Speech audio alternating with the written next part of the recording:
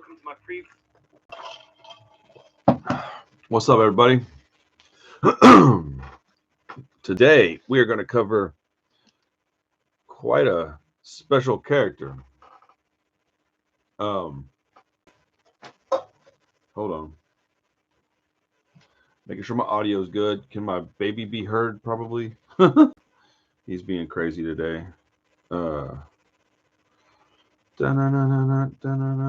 Anybody here? Say hello if you're here. Give us a like. That would be appreciative or appreciated. Let's see here. Trying to find. There we go. All right, volume's good. Let's see here. Let me share this across some of my social media platforms so we can get some people involved. But this is going to be the story of Chalino Sanchez. Make sure you like the video if you come in. I appreciate it. Thank you very much. Excuse me. All right, let's see here.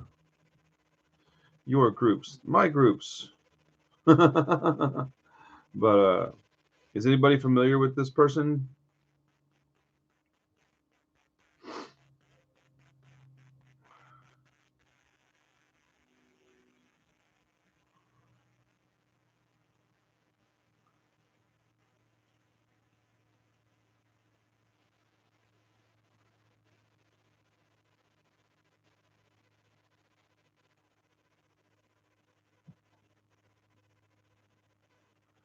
Let's see. All right. Dirty Sanchez. That's who we're covering.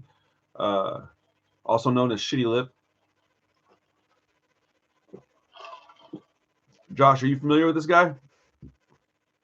I've just learned about this dude. This isn't somebody that I've known about for a long time or anything. I just learned about him a few days ago. Actually, about a week ago, and I knew immediately when I learned about him that I was going to cover him on this channel. It's an interesting story, like quite a sad story to be honest, but you know, it's all good. Let's see.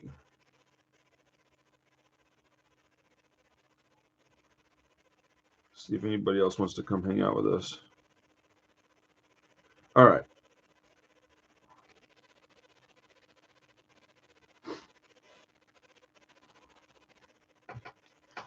So he was anyways. He was a Mexican singer, Mexican ballad singer. What do they call that stuff? It's called something specific. Hold on, let me find it. There we are. Chalino Sanchez. Oh, what was that? Besides very loud and obnoxious. All right. I don't want this to be... Nope, I want it to be on its own page. There we go.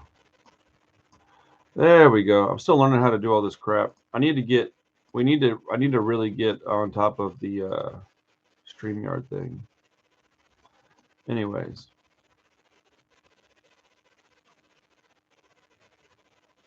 He's a Mexican singer-songwriter. What are they called? Corridos? The Mexican like ballad songs. That's what he was known for.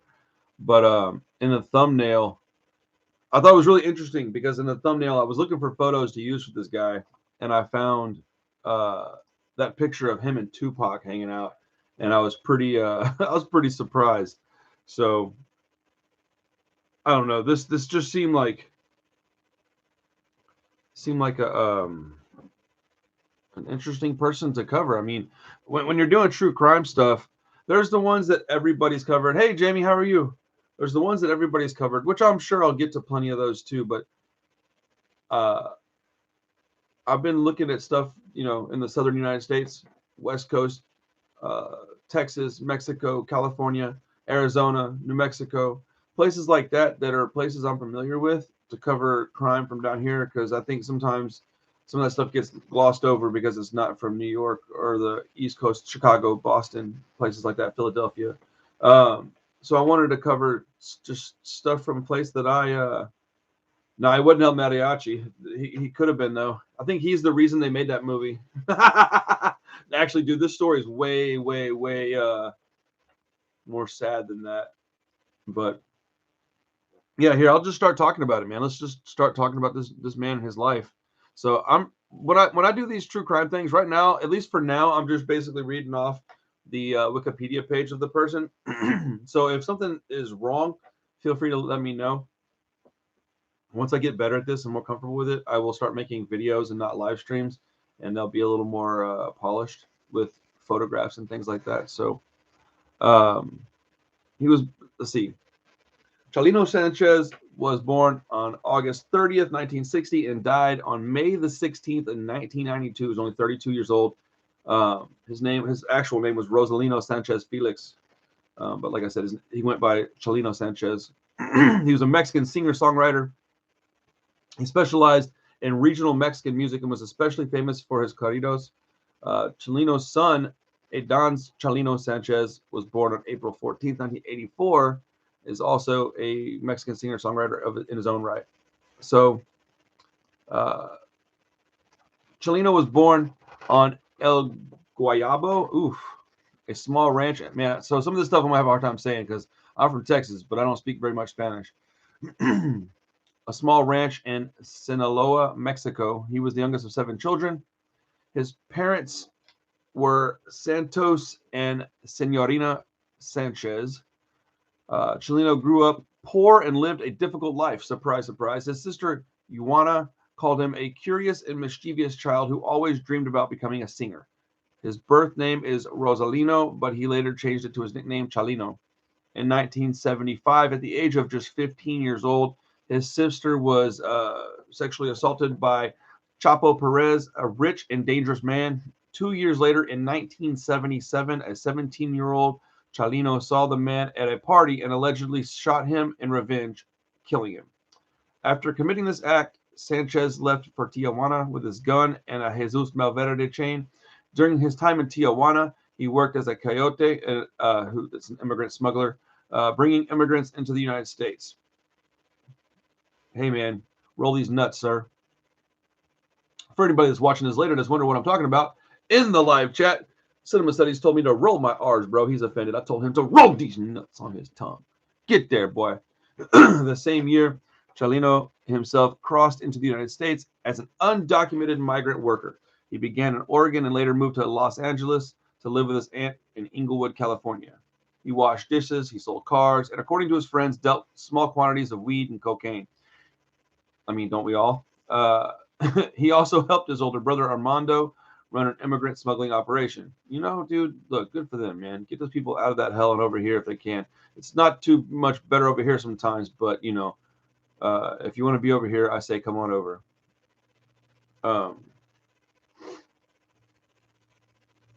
Anyways, got some bot in the chat, it looks like. Chalino met Maricela Vallejos. Oof, man, ooh, buddy. This is going to be a rough one, fellas. Through his cousin, Rosalba. In 1984, they married in a simple and intimate wedding. They married with their son, Aiden Sanchez, on the way and had a second child, Cynthia Sanchez. They were married until Chalino Sanchez's death in 1992. Hey, what's up, man? How are you? Covering some true crime stuff today. This won't be a super long video. This is a guy named Chalino Sanchez. He was a Mexican singer-songwriter who was murdered at just 32 years old. And when I tell you how he got killed, it's going to blow your mind. It was the most I heard it and immediately knew I was going to talk about it on the channel. In 1984, let's see. Hold on. Armando. Let's go back here and find out who Armando was. Let's see. Did I just completely miss this?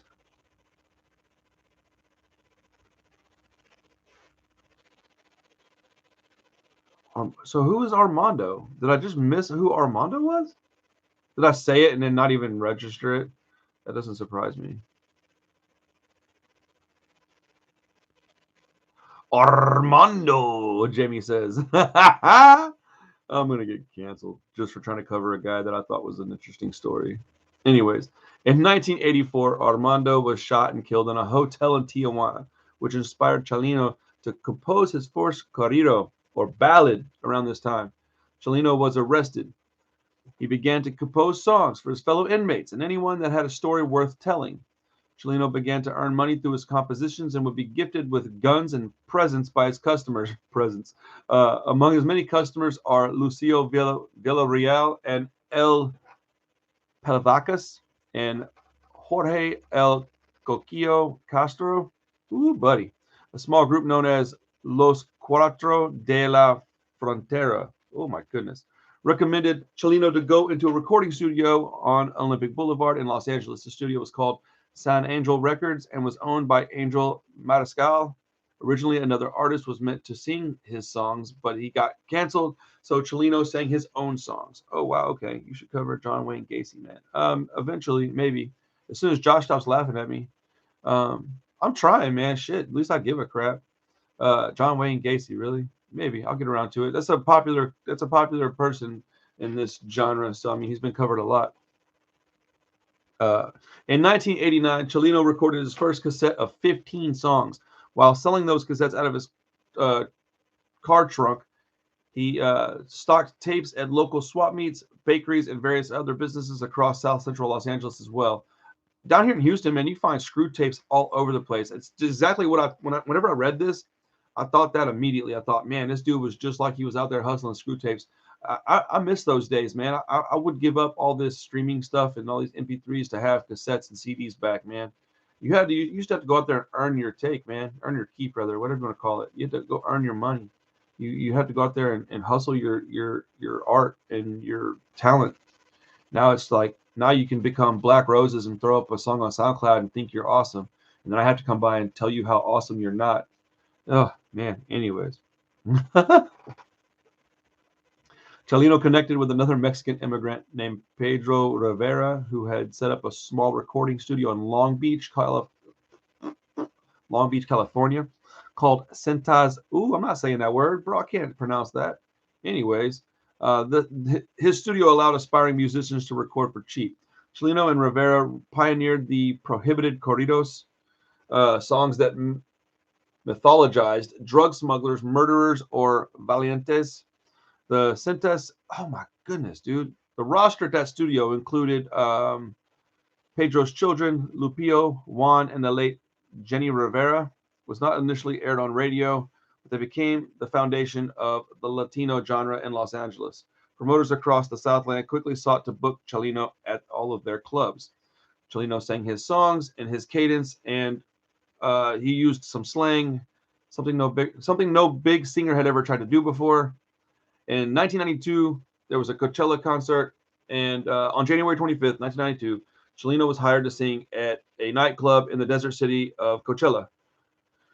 Not like Coachella, like the big event thing. Anyways, Coachella, like the place.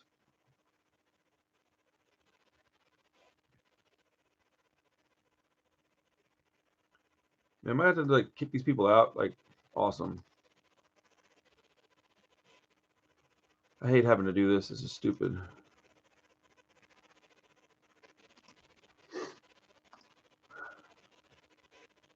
Oh, it's all right. This kind of live stream doesn't require a lot of interacting. It's just me reading horribly.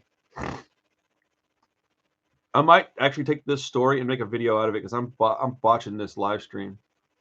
Anyways, like I said, in January of '92, he was hired to sing at a nightclub in the city of Coachella. During his performance, Eduardo Galejos, who was 34, a local unemployed mechanic of Thermal, California, under the influence of some kind of drink and drug, jumped on the stage and began firing a small 25 caliber pistol at Chalino.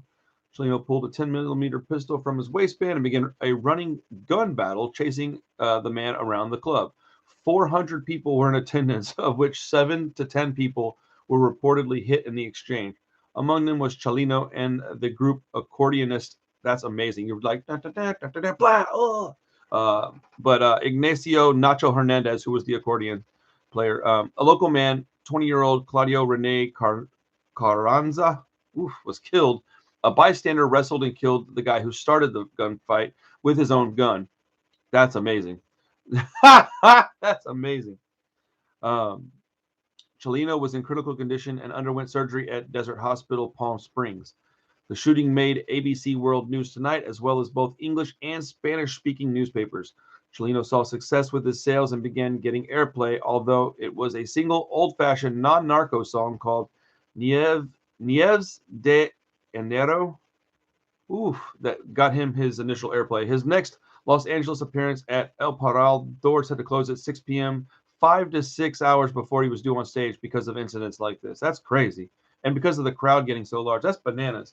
On May 15th, excuse me, 1992, 4 months after the incident in the Coachella bar, Chalino performed at the, oh my gosh, dude, I've already read this stuff twice and it's hard to read it, man. I don't pronounce these words very well. Salon, is it Salon, whatever, man, at a bar. In the video of the incidents, which is captured, I need to get this, I'm going to redo this whole thing and do a video on this because I want to put some of the video in there because there's a video of this happening. A guy comes from the crowd and walks up on stage. See, when I'm telling you this stuff without reading it, it's way better. He walks up on stage and he hands Chalino this note. Like right before they start playing, Chalino unwraps the note, reads it, right? In the video, he visibly is like shook. He's like, what? He like looks around a little bit. Literally, he wipes his forehead. He's like, and he reads it, puts it back in his pocket, continues playing. All right. This is what happens after that. After midnight, Chalino drove away from the club with two of his brothers, a cousin, and several young women. After the show, he had gotten off the stage and he had been like, the people that were there say that it was one of his best shows ever, right? He got off and he was like abnormally, what's the word? Touchy-feely with people. He's hugging his friends and he was really, golly, what's the word I'm looking for here? Help me out, y'all. What's the word when you're all hugging on people? He was, anyways, affectionate. Abnormally affectionate. And he was just being kind of crazy.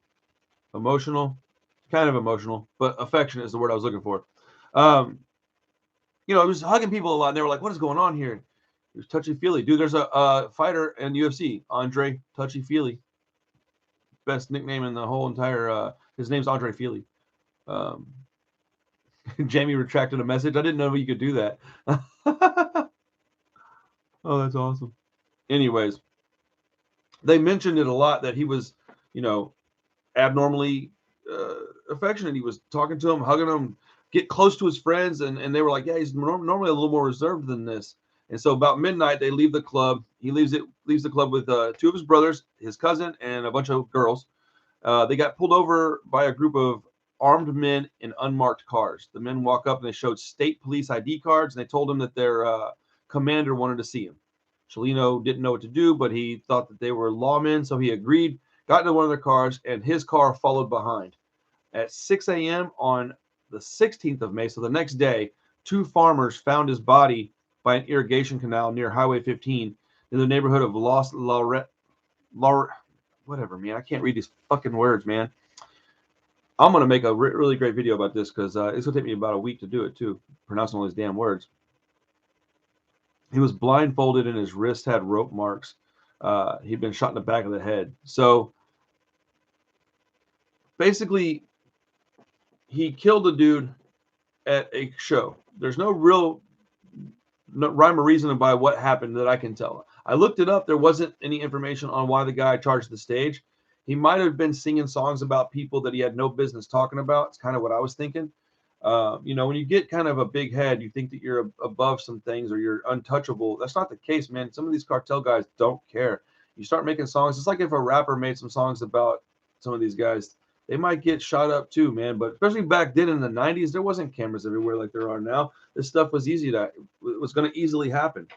I'm sorry for this live stream. I've made a mess of it, man. I need to go back and make a video on this whole topic. I was so excited that I read it twice. I should have read it all and read it out loud. I didn't read it out loud very much. I read a little bit of it out loud, not enough of it, obviously. So I'm probably going to make a video on this story that will hopefully be probably about 10 minutes in length and quite a bit more enjoyable for y'all to watch. But yeah, I mean, he got up on stage and played his songs, and some dude charged the stage. They wrestled a little bit. Gunfight happens. That dude ends up getting killed with his own gun of all things, which is just insane. And then a few months later, he's up on stage playing, and a guy walks up, hands him a note. He reads the note. The note literally said, "You know what? Let me see if I can Google the note and tell you word for word what it said, because it was crazy. Something along the lines of, "Enjoy your last night. We're gonna kill you." Um, yeah, I don't. If it's off topic, I don't want to talk about it. Let's see. We do that on the other live stream where we just kind of talk about whatever. This is a streamlined live stream. Let's see. The note in video. Okay, let's see here. Ooh. How crazy is that this happened on video? But I will take your word for that that it's bussing. I don't know. That sounds nasty. I don't like chicken ramen very much. I eat beef ramen, but I eat it with eggs and green onion and some veggies. Let's see.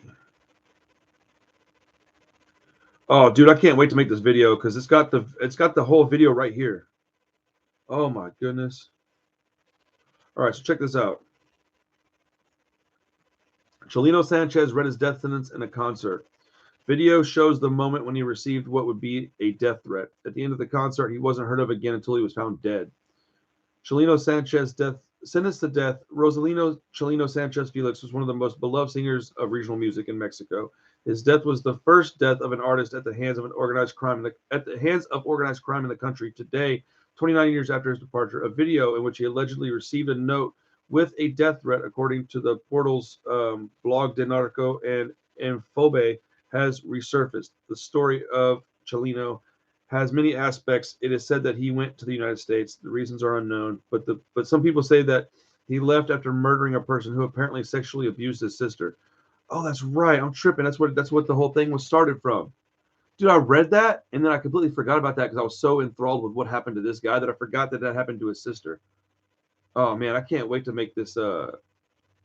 It's going to be a pretty awesome video. Hold on, sorry, I got to text this dude who's just calling me. It's an important call.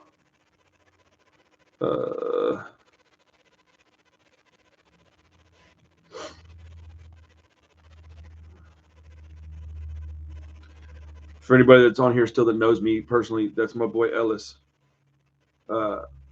Josh, I'm gonna probably hang out with Ellis for a little bit, but I'm also gonna film. I'm gonna make this video probably this weekend because I want to show you all the video of him getting that note. It's like it's chilling, dude. Like he gets it and he's looking around like he doesn't know what's going on, and he like wipes his. Can you imagine getting a note like that on stage, knowing? Hold on.